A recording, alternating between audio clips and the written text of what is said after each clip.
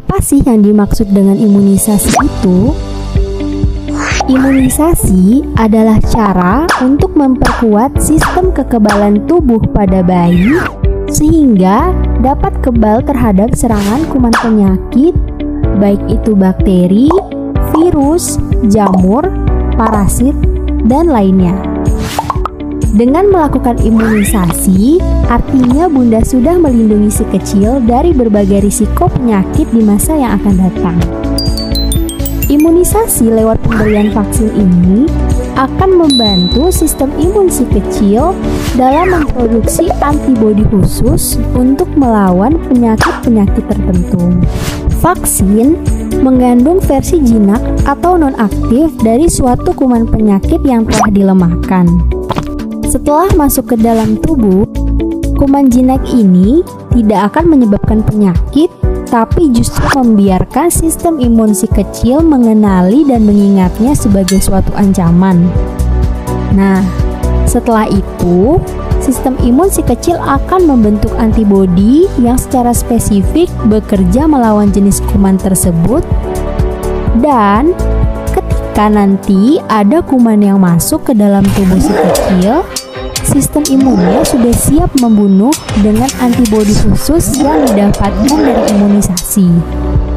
Hal inilah yang membantu anak terlindungi dari berbagai macam penyakit berbahaya. Jika anak yang sudah diimunisasi tertular dan sakit, gejala yang dialami akan jauh lebih ringan serta mudah diobati ketimbang anak yang tidak diimunisasi sama sekali. Faktanya, hingga saat ini masih terdapat 12% anak Indonesia yang belum mendapatkan imunisasi lengkap.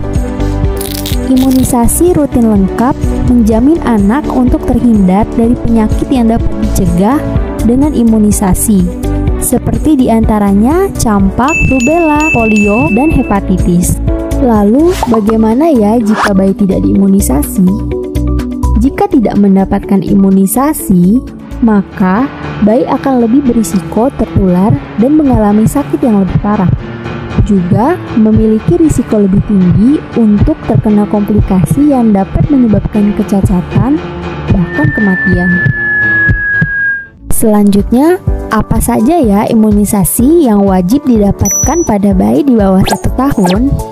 Nah, di Indonesia sendiri, setiap bayi di bawah umur 1 tahun wajib melengkapi 5 jenis imunisasi dasar, termasuk hepatitis B, vaksin polio, vaksin TBC atau BCG, vaksin campak, dan vaksin kombinasi pentavalen DPT, HB, dan HIV.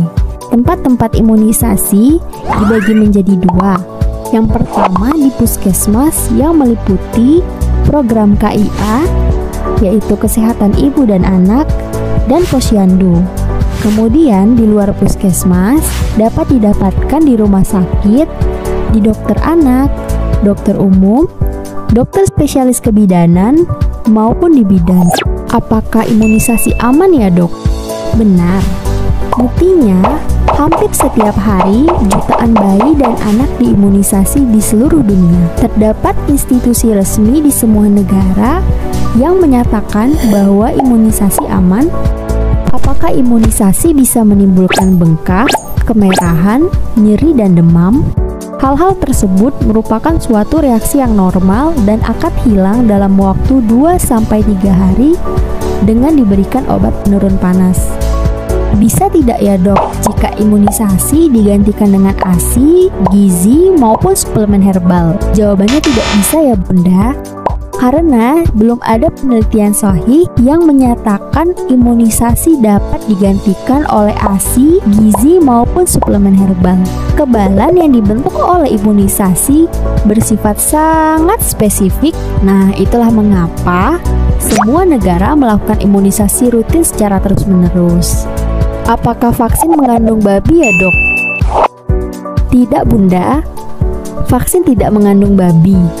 Namun, pada proses pembuatannya, khususnya pada vaksin polio, terdapat enzim tripsin babi yang memang digunakan.